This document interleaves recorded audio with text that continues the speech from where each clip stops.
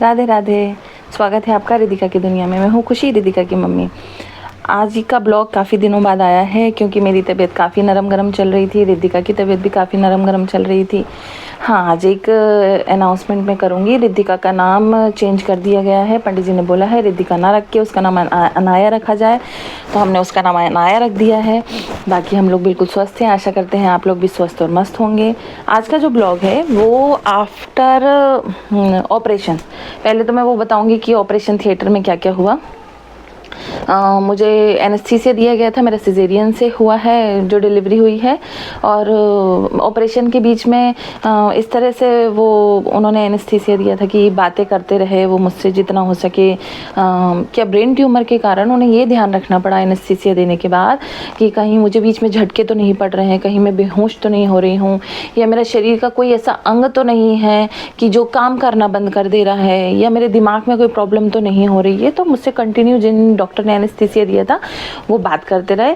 Anaesthesia देने से पहले जब ऑपरेशन थिएटर में हम लोग गए, उसके पहले वो डॉक्टर आए, क्योंकि बाहर से बुलाया गया था, वो स्पेशलिस्ट बुलाए गए थे मेरे लिए। उन्होंने मुझसे पूछा कि कोई बीमारी तो नहीं है। फिर मैंने उनको बताया ब्रेन ट्यूमर, पिट्यूटरी एडिनोमा है। फिर वो सिस्टर से कहने लगे कि आप लोगों ने मुझे पहले इन्फॉर्म नहीं किया, अगर पता होता तो मैं रिस्क लेने को बिल्कुल तैयार नहीं था। घबरा सभी रहे थे क्योंकि केस ही मेरा ऐसा है। घबरा मैं भी रही थी, सच्चाई ये है। डर में भी बहुत रही थी क्योंकि मुझे बोला गया था डॉक्टर ने कि हो सकता है बीच ऑपरेशन में भी आपको झटके पड़ सके, ऑपरेशन के बाद भी झटके पड़ सके, पर भगवान ने बहुत साथ दिया। ऑपरेशन 15 मिनट 20 मिनट के अंदर हो गया। बेबी की आवाज़ सुनी। फिर डॉक्टर से मैंने वहीं पूछा कि गर्ल है या बॉय, तो उन्होंने बताया गर्ल है। मैं बहुत खुश हुई। फिर डॉक्टर कहने लगे मत रोइए। मैंने कहा नहीं सर, रो नहीं रही हूँ, खुशी हो रही है मुझे, क्योंकि लड़की ही चाहिए थी हमें। और बच्चे की ऐसी आवाज़, इतने बच्चों को खिलाते प्यार करते, जब खुद के बच्चे की ऐसी आवाज़ सुने तो बहुत खुशी होती है। तो मुझे बहुत ज़्यादा खुशी हुई। ऑपरेशन थी, फिर इसको पूरा चेकअप किया गया, हमारी अनाया का पूरा चेकअप किया। डॉक्टर ने कहा बिल्कुल स्वस्थ है, कोई प्रॉब्लम नहीं है। ऑपरेशन थिएटर के बाहर लाए। 2 दिन तक तो कुछ खाने पीने को नहीं देते हैं। 2 दिन के बाद मेरे साथ थोड़ी प्रॉब्लम शुरू हुई थी। मेरे साथ क्या प्रॉब्लम हुई, मैं थोड़ा सा, उन्होंने कुछ लिक्विड पीने को दिया, मैंने बस लिक्विड पिया और उसके बाद मुझे झटके पड़ने लगे थे। झटके पड़ने में मेरा शरीर पूरा अकड़ गया था और बहुत ज़्यादा शिवरिंग हो रही थी और समझ नहीं आ रहा था क्या हो रहा है। पर जैसे डॉक्टर ने बोला था तो मैं प्रिपेयर थी खुद को लेके। पर उस समय का जो टाइम था ना, वो मेरे लिए बहुत ज़्यादा टफ था। दिमाग में बहुत बातें चल रही थी। मैंने मॉनिटर को देखा, मेरी जो ऑक्सीजन था, मेरा ऑक्सीजन 50 पे पहुंच चुका था और मेरी पल्स 150 थी। और मैंने मॉनिटर देखा, मैंने अपने हस्बैंड को देखा, मैंने बेटी को देखा, और मैंने पहली बार भगवान से कहा कि कोशिश करिएगा कि मुझे ज़िंदा रखिएगा, क्योंकि हस्बैंड का चले ठीक है, जैसे तैसे इंसान ज़िंदगी गुजार ही लेता है, पर बच्चा माँ के बिना ज़िंदगी नहीं गुजार सकता। तो मुझे उस समय पहली बार मुझे वैसा फील हुआ।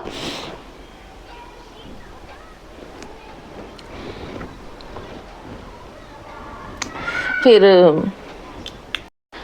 सॉरी, वो बहुत ज़्यादा इमोशंस हावी हो जाते, तो ऐसा होता है क्योंकि आफ्टर डिलीवरी आप थोड़ा सा डिप्रेशन में भी रहते हो, तो वो होता है, प्रॉब्लम सबके साथ होती है।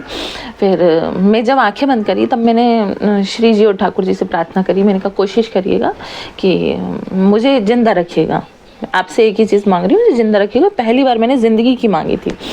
फिर जब मैंने आंखें बंद करी तो मेरे साथ एक बहुत बड़ा चमत्कार हुआ था। ये बहुत कम लोगों को बताया था।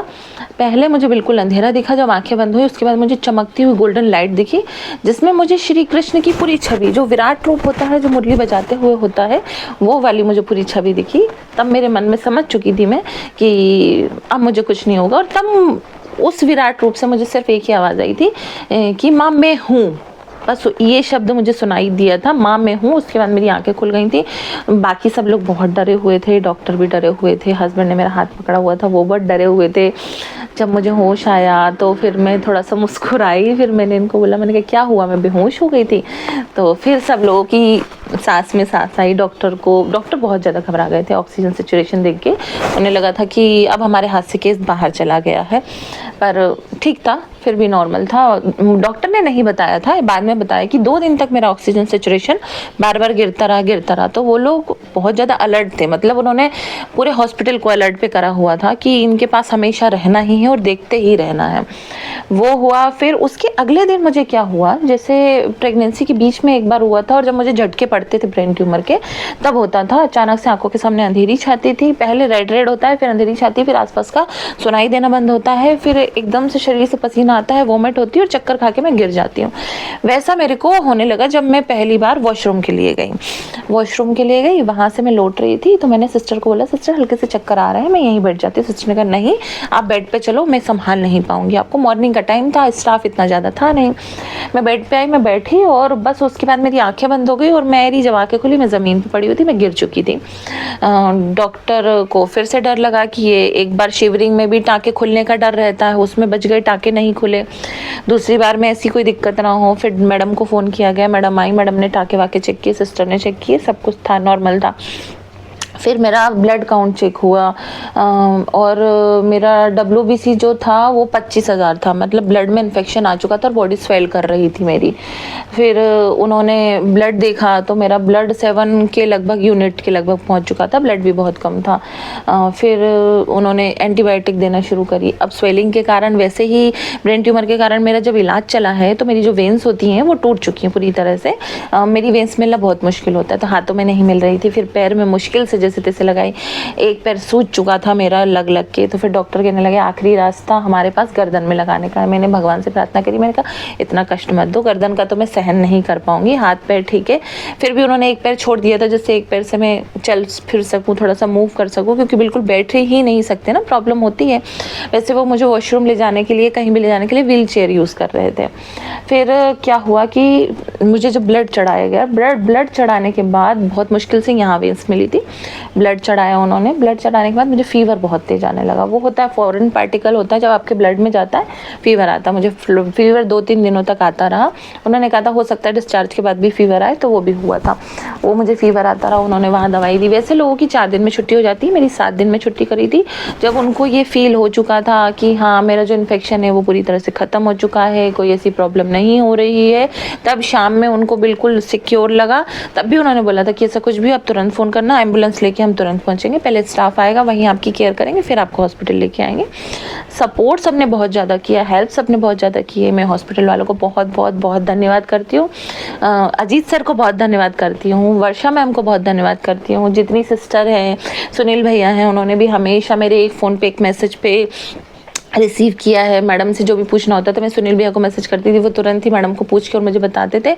और जो अजीत सर हैं वो तो समझ लिए मेरे लिए भगवान है। उन्होंने पहले भी मुझे मौत के मुँह से निकाला है, अभी भी निकाला है, और मेरे जीवन में खुशियाँ लाने के लिए भी मैं कहूँ तो वो उन्होंने बहुत सहयोग किया, बहुत ज़्यादा सहयोग किया है।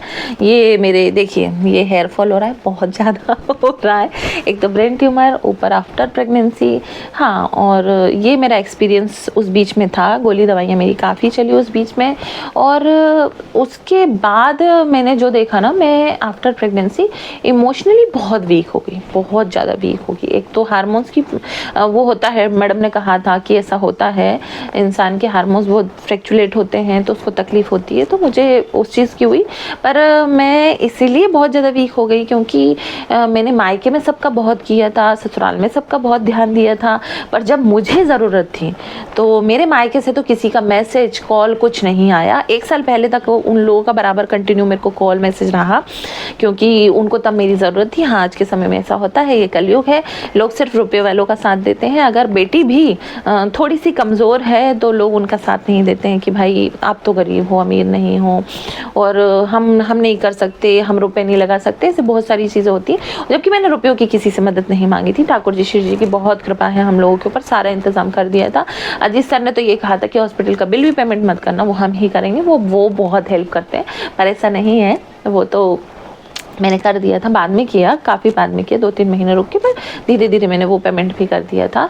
और नहीं, ऐसा नहीं है कि रुपए नहीं थे, रुपए थे, पर उस समय थोड़ा सा हमें सेफ होके चलना था, क्योंकि मेरी जो कंडीशन थी उस समय, हाँ, कभी भी किसी भी तरह के रुपयों की ज़रूरत पड़ सकती है, शायद बाहर से कोई डॉक्टर भी बुलवाना पड़ सकता है, तो इसलिए हम लोगों ने थोड़ा सा सेफ करके चले थे। ससुराल में से भी किसी ने साथ नहीं दिया, कोई नहीं आया। ये मैं इसलिए बता रही हूँ आप लोगों को, वैसे नहीं बताना चाहती थी कि अगर आप लोग किसी के लिए बहुत ज़्यादा करते हैं हैं और वो लोग आपके लिए नहीं आते और नहीं करते हैं, तो आप लोग इमोशनली बहुत वीक हो जाते हैं। जो भी हैं लेडीज़ हैं, अगर बच्चा प्लान कर रही हैं तो पहले से दिमाग में सोच लीजिए कि कौन आपके साथ है, कौन नहीं है, किसकी मदद करनी है, किसकी नहीं करनी है। सोच समझ के हमें आज के समय में मदद करनी चाहिए, ये सच्चाई है, चाहे वो आपके ही जननी क्यों ना हो। अब मेरी माँ को तो सोचना चाहिए था कि मेरी बेटी है तकलीफ़ में, उसे ब्रेन ट्यूमर है, इतनी दिक्कत है, आना चाहिए। चलिए वो भी छोड़िए, वो घर से किसी को भेज सकती थी, भैया भाभी को भेज सकती थी, पता सबको था, पर आया कोई नहीं। हाँ, मेरे मामा का लड़का जो है वो मेरे को उसने बहुत हेल्प करी, वो ज़रूर आया था देखने। जब मैं ऑपरेशन के लिए जा रही थी तब भी आ गया था, हॉस्पिटल में एडमिट कराने भी आया था, हॉस्पिटल से डिस्चार्ज कराने में आया था, बीच में भी देखने आया था, उसने काफ़ी हेल्प करी। और बाकी जो मेरी यहाँ धर्म की माँ हैं, उन्होंने मेरी बहुत ज़्यादा मदद करी, हर चीज़ में बहुत मदद करी। हाँ, मेरी सासू माँ 1.25 महीने रही हैं, उन्होंने हेल्प करी, पर काम वाली प्रॉपर लगी रही थी। उनका कहना था कि मैं काम नहीं करूँगी। और इमोशनली वैसे तो मैं टूटी हुई थी, पर उस समय उस बीच में जो 1.25 महीने का फेज़ चला, 15 दिन तो मेरे हस्बैंड मेरे साथ रहे। उन्होंने इतना ज़्यादा किया मेरे लिए, इतना ज़्यादा किया जैसे एक माँ करती है। उन्होंने बहुत ज़्यादा किया, मैं अपने हस्बैंड का जितना धन्यवाद करूँ उतना कम है। और वो शुरू से करते हैं, जब से मैं शादी करके आई हूँ, ये समझिए कि मुझे ज़िंदा रखने में उनका बहुत बड़ा हाथ है, मुझे खुश रखने में उनका बहुत बड़ा हाथ है, मेरी ज़िंदगी अच्छी करने में उनका बहुत बड़ा हाथ है। वो बहुत सहायता करते हैं, बहुत। बाकी श्री जी और ठाकुर जी की तो बहुत कृपा है हम पे। हाँ, जो होता है आफ्टर डिलीवरी, आप एक डिप्रेशन से गुजर रहे होते हैं, वो मैं गुजर रही हूँ। उस बीच में क्या क्या होता है मैं आपको बताऊँगी। और जो टाँके हैं वो आज मेरे को 4 महीने होने को आए, पर फिर भी मेरा दर्द है। जो झटके पड़े थे उसके कारण भी मेरे को दर्द है, एक जो मैं गिरी थी उसके कारण भी दर्द है, एक 15 दिन से ही बच्चे मुझे गोदी में लेना, सब कुछ करना, इधर जाना उधर जाना करना पड़ा था, उसके कारण भी दर्द है। 1.25 महीने से बच्चे को स्ट्रोलर में घुमाना है, उसको लेके घूमना है, उसको बाहर धूप दिखाने ले जाना है, तो वो सब जो किया है उसके कारण भी थोड़ी तकलीफ होती है। पर ठीक है, कठिन समय था, निकल गया।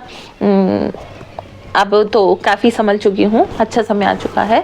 तो भगवान से यही प्रार्थना है, मेरे जीवन में जैसे खुशियाँ आई हैं वैसे आपके जीवन में भी खुशियाँ आए, और आपके साथ हमेशा कोई सहयोग करने को रहे, बहुत अच्छे लोग रहे। बाकी आप लोग हमारे चैनल को लाइक शेयर सब्सक्राइब जरूर करिएगा, हमारी अनाया को प्यार बहुत दीजिएगा, आप लोगों का आशीर्वाद हम पर सदा बना रहे। राधे राधे।